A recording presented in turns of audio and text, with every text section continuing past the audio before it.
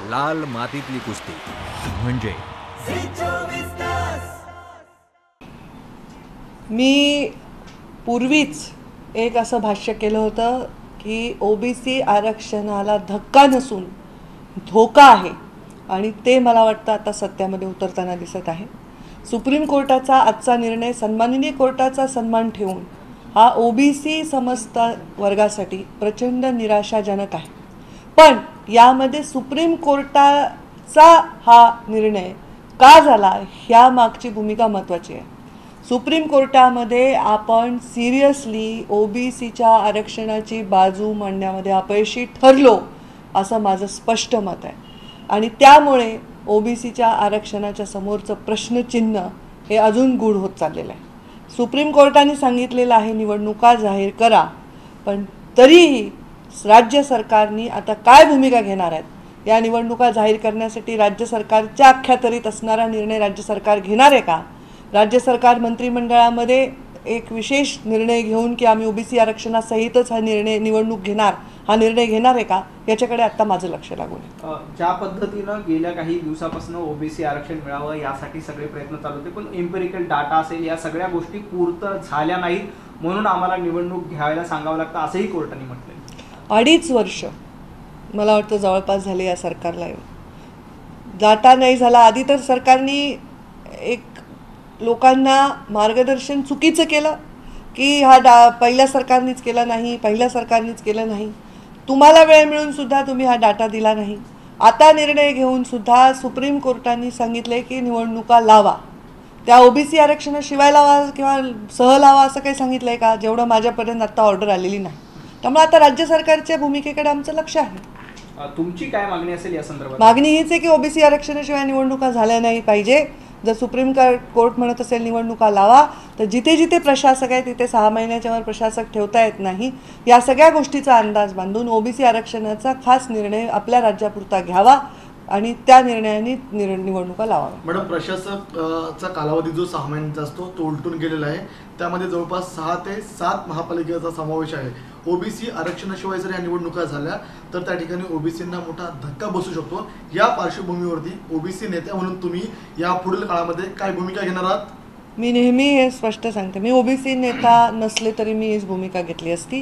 कारण जो वर्ग वंचित आहे त्या वर्गाला न्याय देणं हे माझ्या राजकारणाच्या संस्काराचा भाग आहे. त्यासाठी गोपीनाथ मुंडे साहेब राजकारणात आले, त्यासाठी आम्ही सर्व राजकारणामध्ये काम करत आहोत. आज राजकीयदृष्ट्या ओबीसीचं भवितव्य धोक्यात आहे. राजकीय ज्याला कुठेही प्रेझेन्स नसतो त्याच्या मागण्यांकडे, त्याच्या समाजाकडे दुर्लक्ष होत असतं आणि म्हणून ओबीसीचं आरक्षणाशिवाय या निवडणुका झाल्या नाही पाहिजे असं माझं स्पष्ट मत आहे. सरकारने निवडणुका घेण्याच्या संदर्भातला निर्णय करावा, पण तो ओबीसी आरक्षणासहित करावा आणि ते कसं प्रोटेक्ट करायचं आता हे सरकारकडे सगळे विद्यमान लोक बसलेत, त्यांनी ते करायला पाहिजे. मागच्या काही काळात विरोधकांनी देखील आम्हाला मदत करावी असं वारंवार सरकारने आवाहन केलं. आमची मदतच आहे. अनेक बैठका झाल्या, त्याच्यात सामावून देखील घेतलं होतं, मात्र प्रत्यक्षात काहीच होत नाहीये. जाणीवपूर्वक असं बोललं जातंय की कुठं भाजपच याच्या मागे ताकद लावते. आरोप तुमच्यावर होतोय की ह्या सगळ्या सुनावण्या असतील, कुणी ना कुणी पिटिशन मध्ये जातं, कोर्टामध्ये अडचणी निर्माण केल्या जातात, हा देखील आरोप याबद्दल होतोय ओबीसी संदर्भात. मी आत्ता सध्या जे TV लावते ना, तेव्हा मी सगळे आरोप प्रत्यारोप बघते, तर त्याच्यावर उत्तर देऊन एवढं लहान व्हावं असं मला वाटत नाही. कोणीही पक्ष याच्या विरोधात काहीतरी करतंय असं म्हणणं चुकीचं आहे. हा विषय पक्षाच्या पलीकडे आहे. ओबीसी आरक्षण हा काही भारतीय जनता पार्टीचा फक्त आवश्यक विषय असं नाही, हा प्रत्येक पक्षामधल्या ओबीसींच्या भवितव्याचा विषय आहे. आणि जर सत्ताधारी पक्ष याच्याकडे दुर्लक्ष करत असेल तर सत्ताधारी पक्षाकडे बघण्याचा ओबीसीचा दृष्टिकोन हा गंभीरपणे बदलल्याशिवाय राहणार नाही असं माझं स्पष्ट मत आहे. तर या सुप्रीम कोर्टाने महाराष्ट्र सरकारवरती कठोर ताशेरे ओढले. त्यांनी स्पष्ट म्हटलं की गेल्या तुम्ही 2.5 वर्षापासून काय करत होता, तुम्ही ट्रिपल टेस्ट या संदर्भातली केलेली नाही आहे. तुमच्याकडे अनेक संसाधनं उपलब्ध असताना तुम्ही डेटा संदर्भात केंद्र सरकारकडे काय बोट दाखवत होता आणि राज्य सरकारच्या वकिलांना आज सुप्रीम कोर्टात बाजू मांडता आली नाही. मला वाटतं बाजू मांडता आली नाही का बाजू मांडायची नाही हा प्रश्न थोडा वेळ बाजूला ठेवू.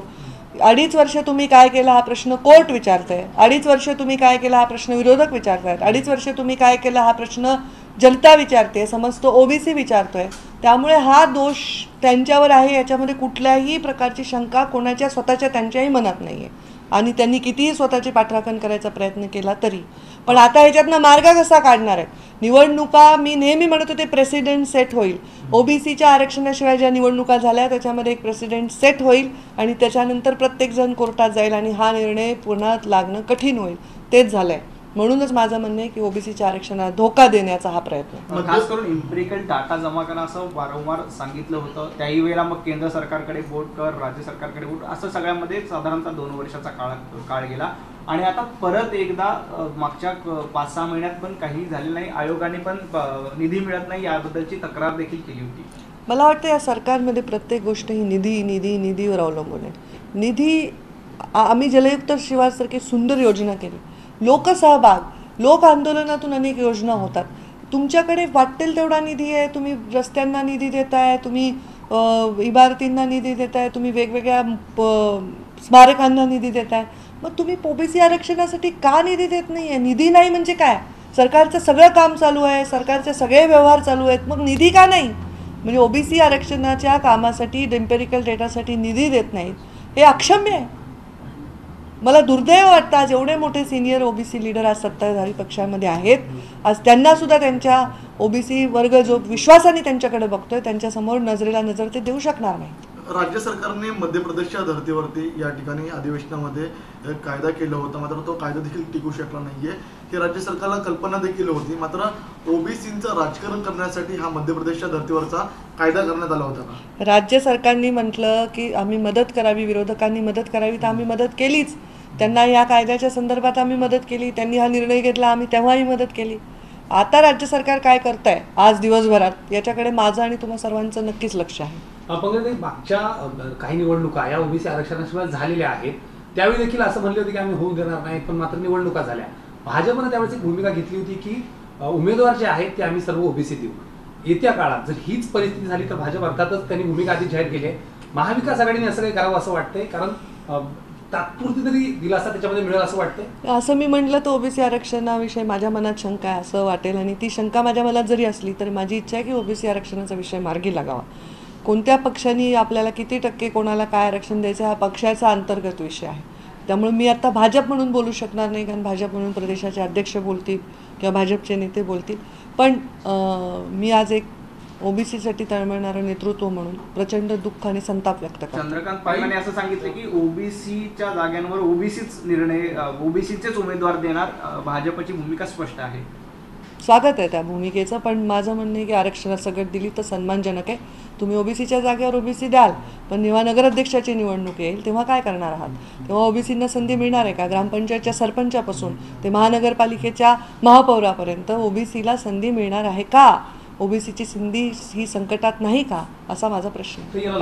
एकदा नेतृत्व केलं, एखाद्या ठिकाणी एकदा निवडणूक झाली आणि ओबीसी शिवाय झाली तर परत ती जागा जिंकणं किंवा निवडून येणं हे शक्य होत नाही. यामुळं तुम्हाला असं वाटतंय का जाणीवपूर्वक ह्या सगळ्या गोष्टी घडवून ते राजकारण, ओबीसीचं राजकारण म्हणजे पवार असतील किंवा राष्ट्रवादी असतील, सत्तेतले महाविकास आघाडीचे सर्व नेते ते राजकारण कुठेतरी संपवून पाहतायत? कारण एकदा निवडणूक झाली, दुसरा उमेदवार निवडून आल्यानंतर परत ओबीसीचा निवडणूक जरी झाली तर निवडून येणं शक्य नाही, जसं राजकीय बघितलं. मग ओबीसीचं राजकीय भवितव्य धोक्यात आहे हे तेवढंच सत्य आहे. ओबीसी आरक्षणाला धोका असल्यामुळे मला वाटतं ते झालं. ओबीसी नेते कुठेतरी पुढे येऊ द्यायचे नाहीये का प्रस्तावित राजकारणाला, असं वाटतंय तुम्हाला? नेत्यांचं जाऊ द्या.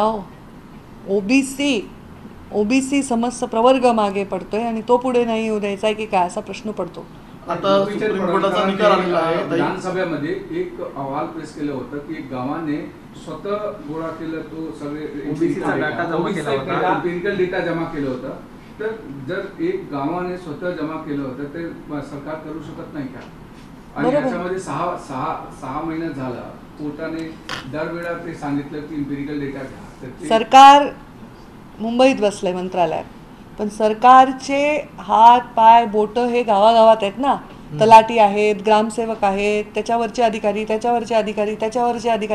ही सगळ्या सिस्टीमनी करायची गोष्ट आहे. आणि जेव्हा सरकारी सिस्टीम एवढी आवाढव्य असते, जेव्हा सरकारी सिस्टीम कामाला लागते, तर हे कामं 2-3 महिन्याच्या काळामध्ये सहज शक्य होऊ शकतात, 6 महिन्याच्या काळामध्ये शक्य होऊ शकतात, जे 2.5 वर्षाच्या काळामध्ये झाली नाही. हे दुर्दैव आहे. म्हणजे सरकारला जाणीवपूर्वक ओबीसीचं आरक्षण रद्द झालं पाहिजे होतं, ही त्यांची भूमिका होती का? आणि त्यामुळेच त्यांनी जो डेटा आहे तो गोळा केलेला नाही. मला असं वाटतं याच्याकडे अक्षम्य दुर्लक्ष झालं आहे. ओबीसीच्या आरक्षणाला सुरक्षा देण्यासाठी वेळ आणि मानसिकता दोन्ही सरकारने दिलेला नाही. बघा एक वेगळा प्रश्न या सगळ्या मला दरम्यान वाटतं झालं आहे सगळं दुसरी प्रेस एक वेगळा प्रश्न फक्त राजकारण म्हणजे राजकीय आरक्षणच नाही तर निधी वाटप जो दिसतोय, सारथीला निधी मिळतोय, सारथीच्या बैठका झाल्यानंतर मराठीला म्हणजे मराठा ह्या संदर्भात पटकन निधी होत आहेत, मागण्या होत आहेत. दुसऱ्या बाजूला बार्टी असेल किंवा महाज्योती सारख्या ज्या तुमच्या काळात ज्या संस्था बनल्या होत्या त्याला मात्र निधी मिळत नाहीये, त्यांना पैसे मिळत नाहीयेत, अनेक जणांची कामं अडकलेली आहेत. फक्त राजकारण नाही तर शैक्षणिक दृष्ट्या असतील त्या लोकांना या सगळ्यामध्ये देखील एक निधीचा अभाव जाणीवपूर्वक पाहायला मिळतोय. काय काय वाटतं याच्या मागे सगळं? याच्या मागे जातीवादी मानसिकता मला वाटते. एका समस्त समूहाला सत्तेपासून, सत्तेच्या लाभापासून आणि मुख्य प्रवाहात येण्यापासून रोखण्यासारखे हे निर्णय आहेत असं म्हणायला मी अजिबात पुन्हा विचार करणार नाही. सातत्याने एक आरोप पूर्वी पण केला होता, त्यावर तुम्ही अनेकाला केले की केंद्र सरकारने डाटा द्यावा. मग आताही तेच महाविकास आघाडीने काय प्रतिक्रिया की केंद्र सरकारवर ढकललं जातं. राज्य आणि केंद्राच्या श्रेयामध्ये ओबीसीची फरफट झाली. राज्यातल्या निर्णयावर ओबीसी आरक्षण आहे, केंद्राच्या निर्णयावर नाही. आणि हे कोर्टानेही सांगितलं आहे की जो सेन्ससचा डाटा आहे त्याचा आणि इम्पेरिकल डाटाचा संबंध लावणं चुकीचं आहे. तो डाटा मला वाटत नाही की त्याचा काही इथे संबंध आहे. मला वाटतं दादा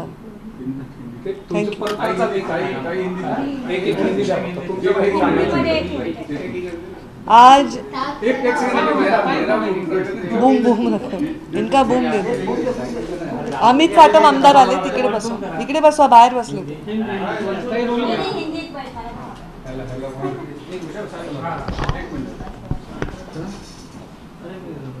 हे बोंग्यांवर बोलताय, ओबीसीवर ते त्या विषयांवर मी बोलतच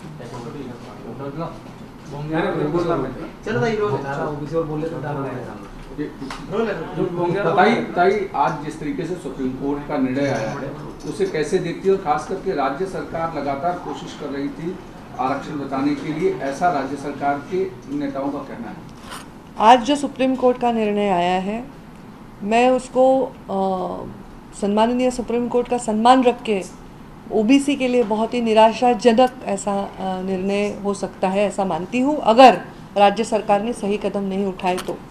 आज ओबीसी का जो निर्णय हुआ उसमें राज्य सरकार की भूमिका ये पूरी तरह संदेहपूर्वक है, क्योंकि कुछ दिनों पहले मैंने ये स्टेटमेंट भी किया था कि ओबीसी के आरक्षण को धक्का नहीं धोखा पहुंचने वाला है. और जो साबित हो रहा है, राज्य सरकार में जो लोग बैठे हैं अगर वो चाहते कि ओबीसी का आरक्षण सुरक्षित हो तो आज ये परिस्थिति नहीं होती. तो कहीं न कहीं राज्य सरकार में उदासीनता है. आज कोर्ट ने भी कहा कि राज्य सरकार को जो डेटा देना चाहिए था वो डेटा वो नहीं दे पाए हैं. इसका मतलब वो ओबीसी के आरक्षण को गंभीरतापूर्वक नहीं ले रहे. 6 महीने से लगातार जितनी बार सुप्रीम कोर्ट कहता है उतनी बार राज्य सरकार के लोग आते हैं यहाँ पर कुछ दूसरा डेटा लेकर जाते हैं या फिर राज्यपाल के पास जाकर के कहते हैं कि सेंटर को बोलिए कि वो डेटा दे. इस तरीके से पासिंग द बॉल टाइप का पूरा 6 महीने से चल रहा था. ये क्या जानबूझ के ओबीसी आरक्षण को खतरा पैदा करने के लिए किया जा रहा था? देखिए, हमने तो ऐसा कोई आरोप नहीं किया. सुप्रीम कोर्ट ने कहा कि राज्य सरकार को सेंसस और एम्पिरिकल डेटा को मिक्स करने की आवश्यकता नहीं. एम्पिरिकल डेटा ये टोटली राज्य सरकार की जिम्मेदारी है, कोर्ट ने कहा है. ये हम भी कह रहे हैं, हम भी उस डिपार्टमेंट में रह चुके हैं, मंत्री रह चुके हैं, हम भी यही कह रहे हैं. एम्पिरिकल डेटा ये उस राज्य के लोक संख्या पर आधारित, वहाँ की व्यवस्था पर आधारित निर्णय करने वाला डेटा है. उसका लोक संख्या के डेटा से संबंध लगाना गलत है. ये सिर्फ लोक संख्या पर आधारित नहीं होता आरक्षण. लोक संख्या का क्या लेना देना है आरक्षण से? आरक्षण पिछड़ेपन, उनके जो पिछड़े हुए वर्ग है उनकी जो व्यवस्था है, जो अवस्था है, उस पर आधारित होता है. और राजकीय दृष्टि से ओबीसी पिछड़ा हुआ है और इसलिए ओबीसी को राजकीय आरक्षण अगर नहीं मिला तो ओबीसी के भविष्य पर, राजकीय भविष्य पर बहुत बड़ा प्रश्न चिन्ह है। ताई, आज के दिन 2-3 अलग अलग चीजें राज्य सरकार के जो निर्णय रहे उस पर कोर्ट की तरफ से फटकार लगी। एक ओबीसी का बड़ा मामला, रवि राणा के ऊपर जिस तरीके से मामला हुआ, अलग अलग तरीके की जो चीजें हुई, क्या राज्य सरकार सुप्रीम कोर्ट, किसी भी कोर्ट में अपनी बात रखते समय सही नहीं रख पाती या जानबूझ के गलत निर्णय लेती है जो कोर्ट में नहीं टिक पाती? राज्य सरकार को कोर्ट से फटकार लगी है। राज्य सरकार को अभी आने वाले चुनाव में ओबीसी से भी बहुत बड़ी फटकार लगने वाली है, क्योंकि राज्य सरकार अगर चाहती तो ये आरक्षण सुरक्षित रह सकता था। ये संपूर्णतः राज्य सरकार की जिम्मेदारी है, ऐसा मैं मानती हूँ। इसमें कोई राजकीय स्टेटमेंट नहीं है। मैं अगर राज्य सरकार होती तो भी मैं यही कहती। इतर विषयावर बोलणार काय इतर विषय बोला, नवनीत पण तुम्ही राणा 1 on 1 काही करू नका। नवनीत राणा यांना अजून एक माझी विनंती आहे, जेव्हा तुम्ही धर्म आणि जात यावर बोलता तेव्हा माझे स्टेटमेंट ऑल्टर करू नका, कारण मी खूप सेक्युलर माणूस आहे। मला आणि त्याच्यातनं गोंधळ होऊ नये, माझं फॉलोईंग म्हणजे प्लीज तुमच्या चॅनलवाल्यांना सांगा, तुम्ही खूप चांगले आहेत, ते वरती एडिट करतात। नवनीत राणा यांच्यावर नवनीत राणा यांच्या हनुमान चालिसा या भूमिकेवर ज्या पद्धतीनं गोंधळ झाला, मोठी कॉन्ट्रोवर्सी झाली, त्यानंतर त्यांना झालेली अटक असेल, आज त्यांचा जामीन मंजूर झालाय, या सगळ्या प्रकरणाकडे म्हणजे त्यांनी दिलेल्या आव्हानापासून ते आतापर्यंत तुम्ही कसं बघताय? मी या संपूर्ण प्रकरणाकडे स्थितप्रज्ञ दृष्टीने बघत असताना माझ्या लक्षात एक येतं की या देशाचे प्रधानमंत्री नरेंद्र मोदी हे सामान्य माणसासाठी, अत्यंत शेवटच्या गरीब माणसासाठी काम करत असताना ज्या योजना राबवत आहेत, जे निर्णय घेत आहेत, मग ते शेतकऱ्यांसाठी असो, शेतमजुरांसाठी असो, आरोग्यासाठी देशाच्या असो, महिलांसाठी असो, या देशाच्या आर्थिक व्यवस्थेसाठी असो, या देशातील मुस्लिम महिलांचा ट्रिपल तलाकच्या संदर्भातल्या निर्णयाविषयी असो, हे निर्णय अत्यंत विचारपूर्वक, अत्यंत समाजाला बांधणारे आणि ज्यांच्यावर अन्याय होत आहे त्यांना शक्ती देणारे निर्णय आहेत। आम्हाला कोणालाही जेव्हा आम्ही या निर्णयांकडे बघतो तेव्हा मला दिसत नाही की देशामध्ये प्रधानमंत्री जे काम करत आहेत त्याच्यामध्ये कुठेही भेदभाव आहे, कुठेही अभाव आहे अशा प्रकारच्या विचारांचा। पण आज असं जे चाललेलं आहे राज्यामध्ये ते थोडंसं दुर्दैवी आहे। मी इतर राज्यात सुद्धा प्रवास करते, इतर राज्यात भेटते, दिल्लीत भेटते, मला असं वाटतं राज्यामध्ये हे चित्र दुर्दैवी जात आहे। आपल्या धर्मावर प्रेम करावं हे सगळ्यांचा अधिकार आहे। मी संघाच्या मुशीतून तयार झालेल्या पण सामान्य माणसाचं, वंचितांचं, ओबीसींचं सेक्युलरपणे नेतृत्व करणाऱ्या मुंडे साहेबांची कन्या आहे। त्यामुळे आमच्या घरामध्ये जात, धर्म असे विषय आम्ही कधीही बोलत नाही। जो वंचित आहे तो माझ्या जातीचा आहे, या संस्कारात मी वाढले। त्यामुळे आपण ज्यांची पूजा करतो, आपण ज्यांना देव मानतो, त्यांची पूजा करण्याचा आपण जेव्हा निर्णय घेतो तर त्यांचा पण अवमान नाही झाला पाहिजे, आपल्याही धर्माचा, याची सगळ्यांनी काळजी घेतली पाहिजे। मला वाटतं आज जी परिस्थिती आहे ती पुरोगामी महाराष्ट्राचं चित्र बाहेरच्या राज्यांमध्ये चांगलं नाही जात आहे। मला ह्याच्याबद्दल दुर्दैवी वाटतं आणि याच्यामध्ये एका माणसाला दोष द्यावा असं वाटत नाही। सर्वांनी या चेष्टा थांबवाव्या आणि या महाराष्ट्राला सुरक्षित राष्ट्र आणि राज्य बनवण्याकडे सगळ्यांनी आणि सर्वसमावेशक राज्य बनवण्यासाठी सर्वांनी पावलं उचलावी असं मला वाटतं। हिंदी ताई, जिस एक तरीके तो आजकल मुझे मराठी बोलने में तकलीफ हो रही है, हिंदी अब तो आप मध्य प्रदेश चली गई। हाँ तो हिंदी पे ही पकड़ा। जिस तरीके से हनुमान चालीसा या लाउड स्पीकर का मुद्दा पिछले कुछ दिनों से महाराष्ट्र की सियासत में गर्म है, आप बतौर नेता पहले भी मंत्री रही हैं, सारी चीजों को देख रही हैं, कैसे देख रही हैं पूरे विवाद को जो महाराष्ट्र के भीतर चल रहा है? तो उनका कैमरा वो है ना। आज महाराष्ट्र में जो विवाद चल रहे हैं, जो आरोप प्रत्यारोप चल रहे हैं, उसके बारे में आपने मुझे पूछा तो मैं इसको न्यूट्रली, स्थित प्रज्ञता से देखकर यही कह सकती हूँ कि इस देश को ऐसे प्रधानमंत्री मिले हैं जिन्होंने अंत्योदय का जो हमारा सपना था वो सच करने के लिए कदम उठाए। सबसे गरीब, सबसे पिछड़ा हुआ, सबसे दुर्लक्षित वर्ग, उसको तसल्ली लेने वाले निर्णय लिए। भले वो जनधन हो, उज्ज्वला हो, आयुष्मान भारत हो, आयुश्री योजना हो, वयश्री योजना हो, या सब योजनाएं ये सामान्य व्यक्ति को सामने रखी। सामान्य व्यक्ति में जिस पे अन्याय हो रहा है उसको ताकत देने के लिए, उसकी आवाज़ को ताकत देने के लिए निर्णय लिए। ट्रिपल तलाक का भी निर्णय उन्होंने जो लिया वो उन महिलाओं का आवाज़ ताकतवर बनाने के लिए लिया। पर इन सारे निर्णयों में कभी भी धर्म का, कभी भी जाति का, किसी भेद का नहीं, जो वंचित है उसके लिए निर्णय लिया। तो मुझे लगता है जब हम इन निर्णयों को निचले स्तर पर पेनिट्रेट करने की कोशिश करते हैं, उसको लेके जाने की कोशिश करते हैं, तो हम इसका इंटरप्रिटेशन बदलना नहीं चाहिए, हमारी जिम्मेदारी बनती है। महाराष्ट्र एक प्रोग्रेसिव स्टेट है, एक पुरोगामी राज्य है। मैं गोपीनाथ मुंडे जी की कन्या हूँ, संघ के कल्चर में पले बड़े, पर एक ओबीसी, एक पिछड़े हुए वंचित वर्गों का नेतृत्व करते हुए एक सेक्युलर नेता की तरह उनका प्रतिमा रही है और उस ही वातावरण में मैं पली बड़ी हूँ। अपने धर्म का आदर करना मैंने सीखा है, अपने धर्म का अभिमान करना भी मैंने सीखा है और मेरा ही धर्म ये सिखाता है कि शांततापूर्व हमको इन सब चीज़ों को हैंडल करना चाहिए। जो मुद्दे बिल्कुल है ही नहीं उनको निकाल कर समाज को धोखे में डालना गलत होगा। इसलिए मैं चाहती हूँ कि विकास के मुद्दे, लोगों के मुद्दे, जो लोगों की अड़चने हैं उस पर ज़्यादा से ज़्यादा बात हो। इस देश को बहुत बड़ी महासत्ता बनाने के लिए बात हो, ना कि हम अंदरूनी आग लगाएं और फिर हम बुझा ना पाएं।